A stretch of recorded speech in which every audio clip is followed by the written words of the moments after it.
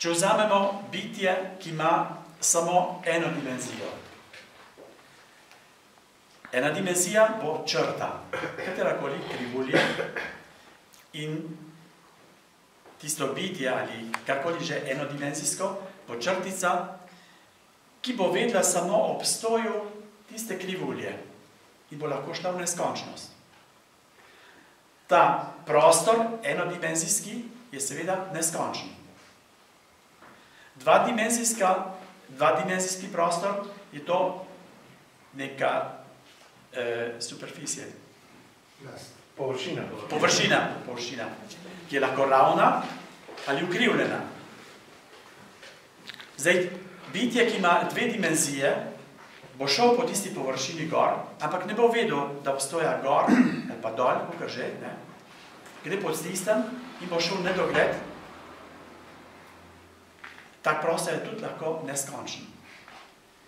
Drug prostor, ali pa recimo krogla, on bo lahko šel na površini tiste krogle, se bo lahko šel neskončno krat naokrog in bo vedno rekel, tukaj ni konca, ker on nima pojma o tem, da je še globina, pa tudi od žoge naprej, zgoraj, in bo zanj tudi če zaključena površina, ker ima samo dve dimenzije, on vidi to kot neskončno. Ker imamo mi tri dimenzije, vemo, da je tisto končno, ampak zanj je neskončno. Za tri dimenzije pa zdaj že težje, ker nam uhaja ta predstavitev. Ampak lahko matematično posplošimo, da so tudi te oblike kroglaste ali druge površine ravno tako veljavne. In zato v tem primeru lahko živimo v prostoru, ki je lahko neskončen, ampak, kako bi rekel, odmerjen, ali pa neskončen. Recimo, ima take, v dveh dimenzijah imamo sedlo na konju, ki se upogne v eno stran in spet v drugo. To je lahko neskončno vesolje v dveh dimenzijah. Imamo lahko takega, ampak v štirih dimenzijah. Samo tega si ne moramo predstavljati. Imamo lahko štiri dimenzije, ampak kroglastega, torej zaključenega, in bo istočasno neskončno. Lahko pa je samo kot ena parabola, ne? Taka kupola, ki bo ravno tako, ali v dveh dimenzijah, kot en stožec, ne? Ali po četrtih, samo tam naša predstava je nemogoča. To se da zračunati. In prvo vprašanje je, kakšna je oblika tega našega vesolja, ali je zaključeno in neskončno, ali je odprto in seveda neskončno. In prva stvar, kar je treba napraviti, je ugotoviti, kakšna je povprečna gostota, ki je enakomerna povsod, da določi, katera geometrija spada k temu. In to se zelo preprosto zračuna. Pa vidimo, torej je zelo preprosto, samo zmerno, koliko je svetilne mase krog nas, vemo za prostornino, pa bomo ugotovili, kakšna je gostota, ki potrebuje, da se vesolje ne giblje. To se pravi, sila, ki privlači, mora biti enakomerna tisti, ki razvlači, ali pa hitrosti, ki bi bile primerne, take, da so proti utež privlačnosti ali težnosti. To se zaračuna in se pride do zaključka, da je približno kakšnih 10 atomov na kubični meter. Ko bi bilo to, je kritična gostota in to vesolje bi bilo ravno. Če je gostota malo več, 15 atomov na kubičen meter, je vesolje okroglasto zaključeno, ampak neskončno. Če je pa manjše kot to, je pa odprto in neskončno, ampak ukrivljeno. Zdaj pa v teh začel sem, da silo. Govoril sem o Soncu in planet kroži krog Sonca, ker je privlačna sila in pa centrifugalna. Naprimer, vzimimo kamen, ga zavežete na eno vrv, pa vrtite. In opazite, da nekaj teži. Sicer tista sila ni prava sila, ampak je vztrajnost, ki povzroča silo. Namreč, ko bi kamen vrgel, pa bi ga vrv ne držala, bi kamen šel v eno smer. Ampak, ker ga vrv drži, je nekako ga potegnete nazaj in tam čutite, da nekaj teži. Zato rečemo, da je sila. Dejansko pa je nevztrajnost, ki povzroča tista, kar pravimo centrifugalna sila. In ta sila, ko je protivtež težnosti, se vzpostavi ravnovesje in planet postane krog Sonca. Ne torej kroži, ampak se ne oddalji. V relativnostni teoriji pa je zdaj sledeče takole. Ne vem, kako se imenuje trampolini, ne vem, kako te reče, ko sem trampolin, kjer otrok skačejo gor. Predstavljate si, da ni to samo 2 metra, ampak je to veliko kot tale sala, kaj je dvorana. In začrtamo gor črtice, takole, kjer bi bilo, ene črte bi bile prostor, drugi pa čas. Pa dajmo eno balino, torej kroglo, zabalinati v sredo in se tisto upogne. Torej, masa, ki je tam, bo naredila, da se čas prostor ukrivi. Potem pa vzamemo balinček, ko ga zaženemo, in kaj bo naredil balinček? Bo krožil, ker bo kot ena jarek, in bo šel tako naokrog. Sicer bo padel v središče, ker je trenje med platnom pa balinčkom, zgubi te gibalne energije in bo potem končno padel. Ampak v vsemirju ni trenja in zato gre kar naprej naokrog. Ampak pri tem ni nobene sile. Imamo torej to, kar imenujemo gravitacijska sila ali privlačnost, je zdaj popolnoma geometrična predstava istega pomena, je samo geometrija. Torej, relativnostna teorija pravi, da te gravitacije ni kot take, ampak to geometrija in da masa povzroča, da ima vesolje to ali ono geometrijo. Zato pa, če bi bila gostota kritična, je vesolje ravno, torej to platno, ta trampolin, bi bil ravno, bi se ne upognil. Če je gostota večja kot to, dobi obliko krogle. Se pravi, bi tista težnost bila tako velika, da se to platno zaključi, postane okroglo. Če pa je premalo, se povzboči na 2 kraja. In seveda, dalj časa so astronomi iskali, katera je resničnost ta gostota, vemo za njo, katera je kritična, in vse do zdaj še vedno merimo, kaj v resnici je ta, kakšno je naše vesolje, ga ne poznamo. In zdaj vprašanje nastane, ker kar znamo meriti, je to svetilno maso, to, kar sveti. So zvezde, so galaksije in to. In ugotovimo, da ta masa predstavlja komaj 10% kritične mase. Komaj 10%. Gledamo potem pa jate zvezd ali jate galaksije, ki se tudi gibajo, pa opazimo, da tista gravitacijska sila, če tako lahko rečemo, je tako velika, da potrebujemo vsaj 90% več mase, ki jo pa ne vidimo. In danes smo na velikem vprašanju, ker se vidi samo 10% dejanske mase, torej otipljive ali svetle, je ta masa, ki sveti, je ravno taka kot ta. Ampak primankuje še 90%, ki pa ne vemo, od česa je in kaj je. In zdaj, ko je vesolje zaključeno, če bi bila geometrija taka, potem to vesolje niha. Enkrat začne se širiti, pride določene mere in bi spet nazaj se krčil, pa spet širil in krčil. Če je masa podkritična, to se pravi, da je vzbočen na dva kraja, se vesolje širi v neskončnost, ampak se nikdar ne ustavi.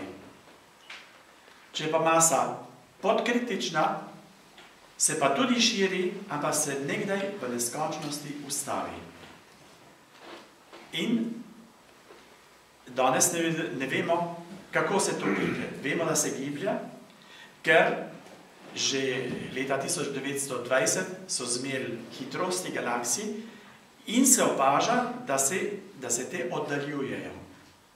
In bolj, ko so oddaljene, tako večja je hitrost. To se pravi, da to širjenje je enakomerno.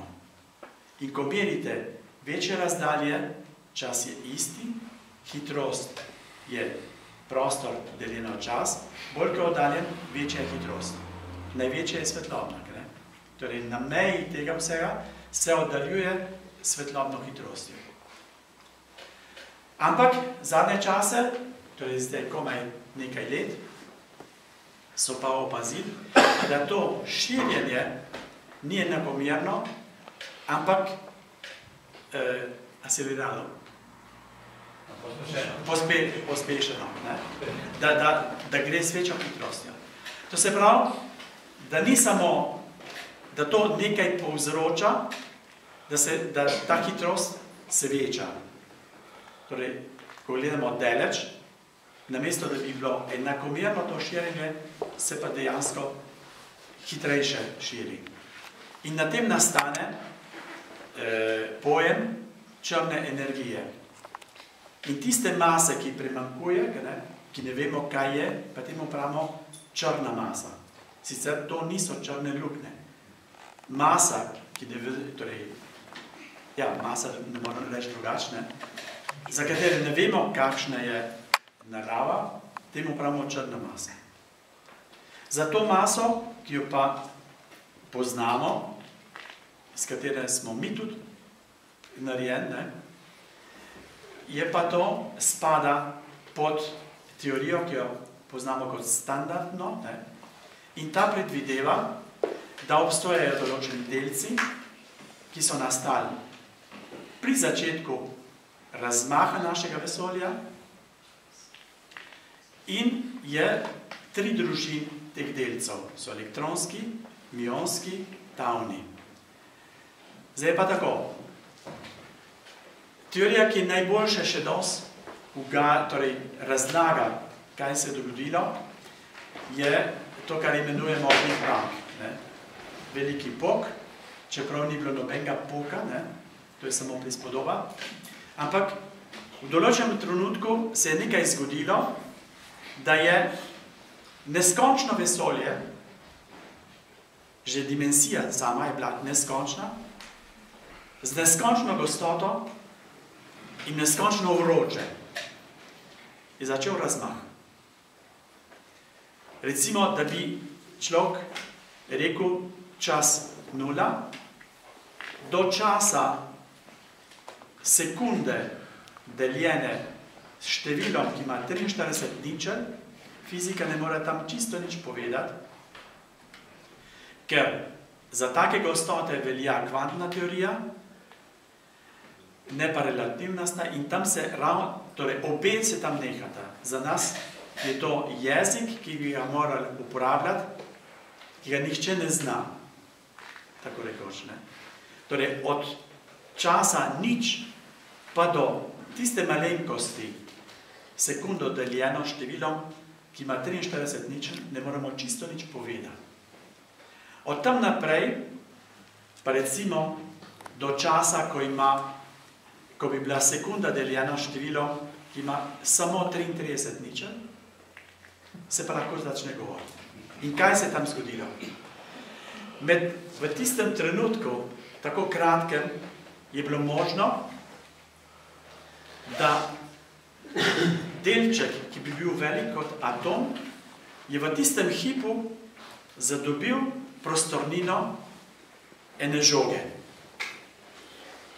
Naše vesolje moramo vzeti, da je neskončno, ampak vsaki delec v vesolju se je tam raztegnil, da je tisti nastal velik kot ena žoga. In to raztezanje traja zdaj že 13 milijard let pa pol, to se pravi svetloba, ki je tam nastala, potuje in zdaj gledamo tiste meje. Zdaj pa kaj se je zgodilo tam? Tista neskončna gostota, neskončna temperatura se hipoma zniža. In takoj 4 glavne sile naravne, to se pravi gravitacijska, elektromagnetna,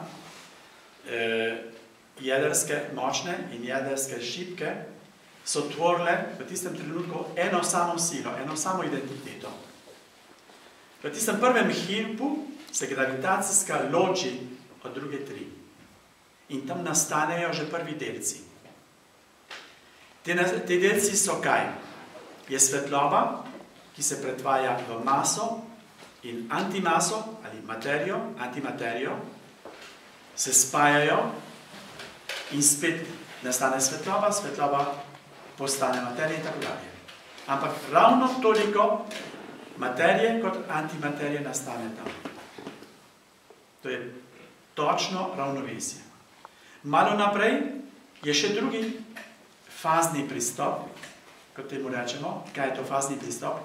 Recimo voda je v plinastem stanju, potem lahko postane tekočen in potem v trdnem stanju. Vsak tak prestop je fazni prestop. In za vsak prestop je nekaj energije, ki iz te snovi uide. No, in v vsakem tem prestopu nastanejo novi delci. Samo tista energija, ki pa uide, pa pripomore, da se to širi vse skupaj. No in tako nastanejo kvarki, ki bodo tvorili nevtrone, protone, ki imajo pozitivno naelektrinijo, potem nastanejo manjši delci kot elektroni in tako naprej. To je naša misel. In nastanejo tudi seveda Higgsovi delci, ki jih še zdaj iščemo, čeprav mogoče, da smo našli temu, kar rečejo božji delec, ne? Ampak to je pretiran pojem. To je tisti delec, ki daje snovi te, da hočemo, da tvori to otipljivo maso.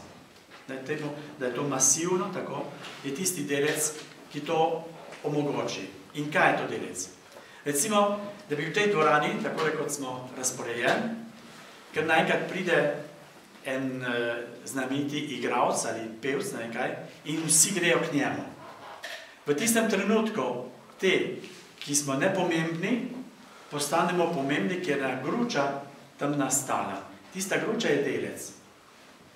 In ta Higgs, ta delček, božji delec, povzroči, da vsi ostali, ki so naokrog, gredo tja in tvorijo nekaj bolj pomembnega, kar imenujemo dejansko masivni delec. To je standardna teorija, ki potrebuje več, torej je zelo delikatna stvar, ne? Ampak tako razložimo obstoj naše mase, naše materije. In veliko vprašanje je zdaj, ker je ravno toliko materije kot antimaterije in dejansko naš svet tvori samo materija, kam pa je šla una. Ker dejansko, če bi se spojile obe, bi bilo spet samo svetloba. In v tem je veliko vprašanje zdaj, ki ga še ne znamo točno rešiti. V nekem trenutku je zginilo nekaj antimaterije, da je materija prevladala in da mi lahko obstojamo. To so vse odprta vprašanja. Da ne bom predolg in da bom samo zaključil, da pri vsem tem, kar vemo, koliko vemo, da mi lahko zračunamo, koliko mase potrebujemo, zato da bi svet bil raven ali vsaj do kritične mase.